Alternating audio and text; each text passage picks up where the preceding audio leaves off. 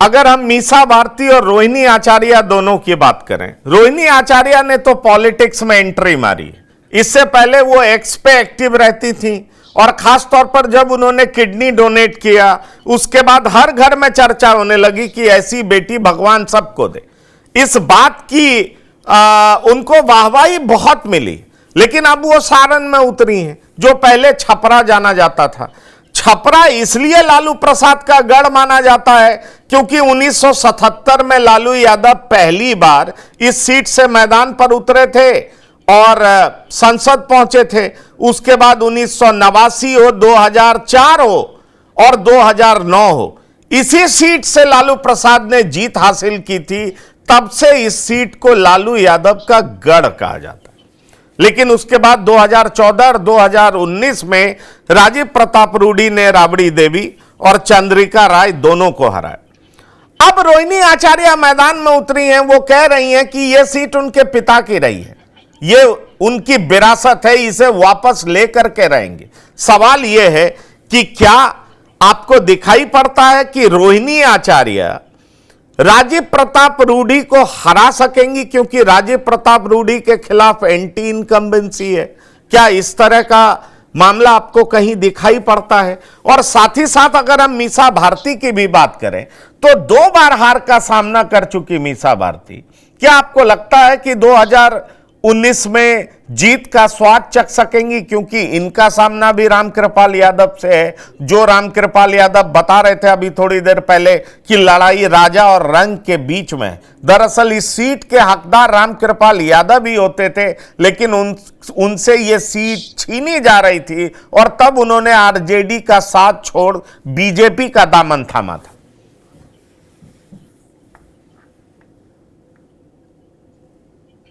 देखिए, जहां तक किडनी डोनेशन की बात है तो किडनी ट्रांसप्लांट तो इस देश में हजारों की संख्या में हो रही है।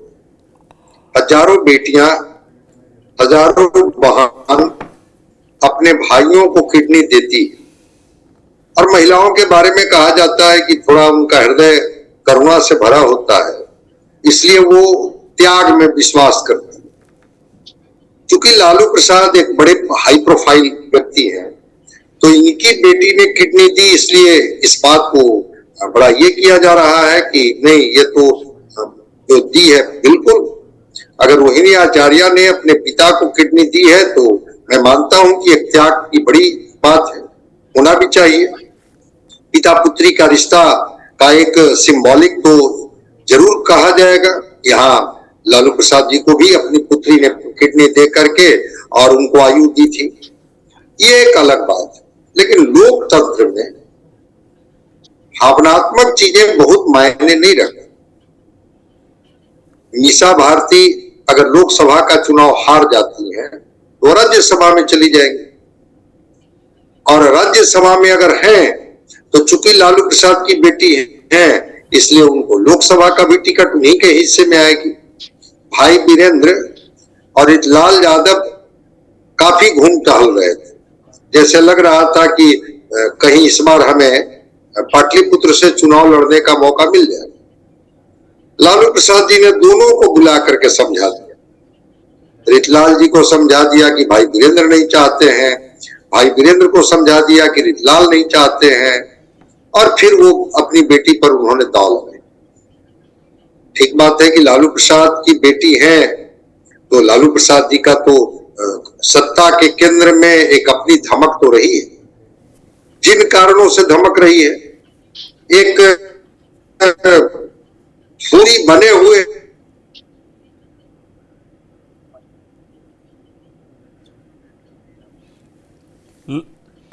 लगता है नेटवर्क, इसमें कोई दो मत नहीं है। हाँ। अगर देखा जाए तो एक लालू प्रसाद की पुत्री और एक रामकृपाल यादव, जिनकी छवि एक जननेता के तौर पर है। जनता बार बार आखिर रामकृपाल जी को क्यों चुनती है? 2008 तक तो एक ही था।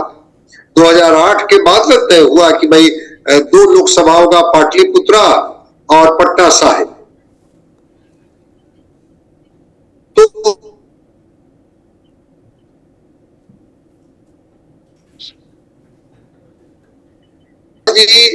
अगर लोगों के बीच में डेमोक्रेटिक ये फेल कर जाती और जनता का भरोसा भरोसा और जनता का विश्वास हावी हो जाता है। अभी राणा जी मुद्दों की बात कर रहे थे, शायद लोकतंत्र में मुद्दे को लोग समझते हैं। इस लोकतंत्र की विडंबना रही है कि मुद्दे पर वोट नहीं होते। पलायन का दंश झेलता हुआ बिहार, अगर मुद्दे पर वोट होता तो तस्वीर बिहार की कुछ और होती। हायर एजुकेशन से लेकर के प्राइमरी एजुकेशन तक बिहार की क्या स्थिति है सबको पता है। हॉस्पिटल की क्या स्थिति है सबको पता है। ब्रेन ड्रेन यहां से किस तरह से होता है सबको पता है। हम लोग केवल अतीत का गान गाते रहेंगे, इससे वर्तमान बेहतर नहीं हो जाएगा। तो लेकिन जब राष्ट्रवाद की बात होती है, जब नरेंद्र मोदी की गारंटियों की बात होती है, जब लाभार्थी योजनाओं की बात होती है, तो कनेक्ट करता है लोगों। दूसरी तरफ मैं तो कहता हूं कि मजबूत विपक्ष घेरे मुद्दे पर ना, लेकिन मुद्दे पर वो बहुत देर तक रुक नहीं पाते, फिर वो आकर के फिसल करके आ जाते हैं जाति पर, और वो जाति गणित बताने लगते हैं, अपनी जातीय अस्मिता और जातीय गुणगान और जातीय भाव पैदा करने की कोशिश करने लगते हैं, और जनता भी कहीं ना कहीं से भटक जाती है। मैं तो यही कहूंगा, भटकना शब्द ही कहूंगा, कि मुद्दे गौण हो जाते हैं और जातीय समीकरण हावी हो जाते हैं। जहां तक बात है, राजीव प्रताप रूढ़ी के खिलाफ चाहे जितना एंटी इनकम्बेंसी हो, लेकिन छपरा के मतदाता केवल इस बात पर कि रोहिणी आचार्य लालू प्रसाद की बेटी है, यही बात तो नरेंद्र मोदी बोल गए थे, तो थोड़ा लोगों को बुरा लगा था कि एक समर्पित कार्यकर्ता जो पूरा जीवन झंडा धोते रहता है, दरी बिछाते रहता है, एड़िया घींचते रहता है, उसके हिस्से में क्या आता है।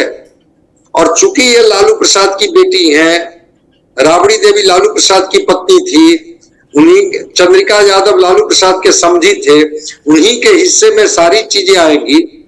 तो क्या ये कोई विरासत है क्या राजनीति में, लोकतंत्र में कोई विरासत है?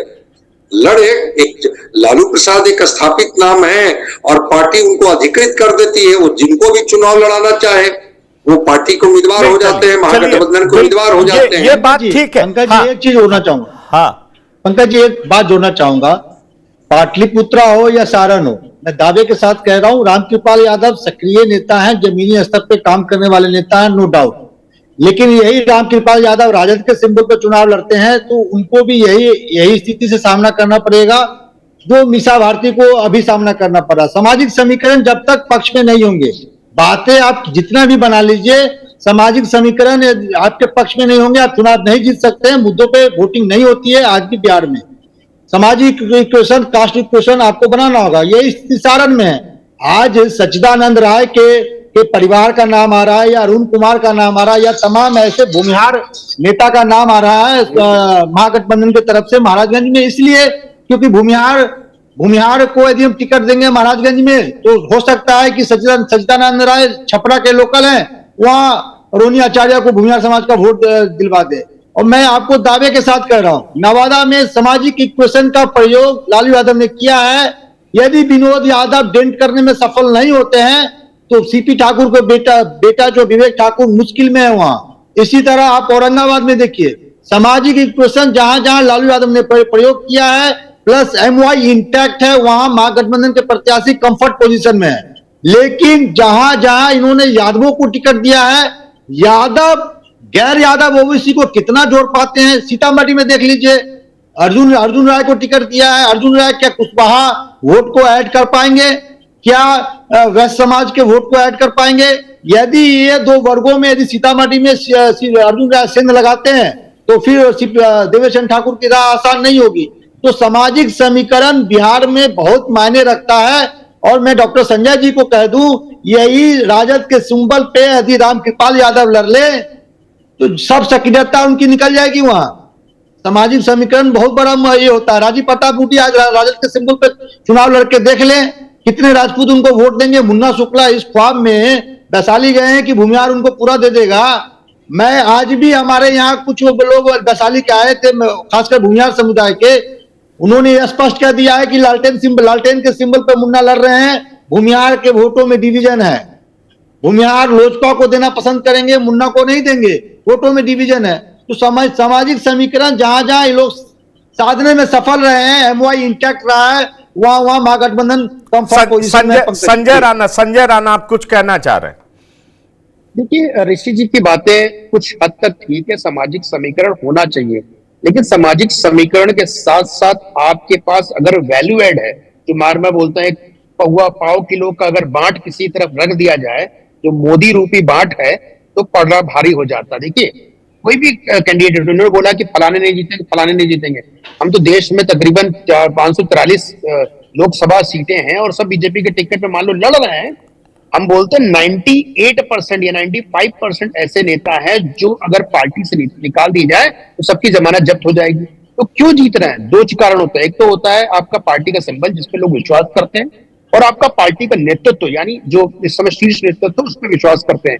आप जब तक विश्वास नहीं होगा, जनता वोट नहीं देती। हम सही किसी का भी जातिगत छोड़ दीजिए, मान लीजिए हम लड़ते हैं, मेरा पर्सनल वोट 5 से 10 हजार हो सकता है, इससे नहीं हो सकता लोकसभा में। बाकी पार्टी का होता, पार्टी के लोग का होता और नेतृत्व का हो जाता। तो ये बोलते ना सामाजिक समीकरण है, नो डाउट सामाजिक समीकरण को बनाना पड़ता है, लेकिन सामाजिक समीकरण के अलावा भी अगर आप एग्जाम्पल देना चाहता हूं सामाजिक समीकरण को, वेस्टर्न उत्तर प्रदेश में हम बैठे हुए हैं। वेस्टर्न उत्तर प्रदेश में 2022 का चुनाव हो रहा था विधानसभा का। सब लोग क्या बोल रहे थे? जाट बहुल है, जाट बहुल है, चीजें खत ये हो जाएंगे, ऐसे हो जाएंगे। हमने बोला था उस समय भी आरएलडी को सिर्फ 9 सीट मिलेगी, 9 ही सीट मिली है। देखिए, समस्या क्या है कि हम कई वोटरों को नजरअंदाज कर देते हैं जो महिला वोटर हैं। आज के दिन में महिला वोटर का जो एक प्रतिनिधित्व है, या एक तरह से उनका एक झुकाव है, जिस तरह से वो काम करते हैं, जिस तरह से उनका लगाव है, राजनीति के प्रति इंटरेस्ट है, वो नजरअंदाज कर दे रहे हैं। देखिए, 90 में हमारी माता जी, हमारी नानी दादी लोग हमारे नाना या दादा से पूछ के वोट करते थे, लेकिन आज की महिला अपने पति से या अपने बेटे से, अपने उनसे पूछ के नहीं देती, वो अपने आप वोट देती है, अपनी सोच से वोट देती है। तो ये जो लाभार्थी वर्ग है, जो महिला वोटर है, जो नया वोटर, जो इस साल 18 साल का वो वोटर, उसमें कहीं ना कहीं एक नेता जो है, जिसका नाम मैं बार बार ले रहा हूं, उस नेता की पैठ है, उस नेता पे लोगों का विश्वास है, कि तभी ये सारी जातिगत समीकरण खराब हो रही थी। भारतीय जनता पार्टी कोई नई पार्टी नहीं, वो 2014 के पहले सामाजिक समीकरण भी एक मुद्दा होता है, लेकिन साथ साथ नेतृत्व की क्षमता भी बहुत बड़ा मुद्दा होता है। क्योंकि अगर आप देखें विधानसभा चुनाव और लोकसभा चुनाव में कम से कम 10% वोट का अंतर सिर्फ इसलिए पड़ जाता है क्योंकि प्रधानमंत्री मोदी को प्रधानमंत्री बनाना। ये पिछले 2 चुनाव में तो देखा गया।